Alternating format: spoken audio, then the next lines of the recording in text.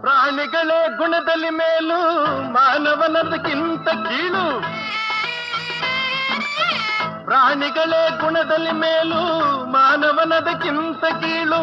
ಉಪಕಾರವ ಮಾಡಲಾರ ಬದುಕಿದರೆ ಸೈರಿಸಲಾರ. ಸತ್ಯಕ್ಕೆ ಗೌರವವಿಲ್ಲ, ವಂಚನೆಗೆ ಪೂಜ್ಯತೆಯಲ್ಲ. ಇದೇ ನೀತಿ ಇದೇ ರೀತಿ, ಇನ್ನೆಲ್ಲಿ ಗುರು ಹಿರಿಯರ ಭೇಟಿ.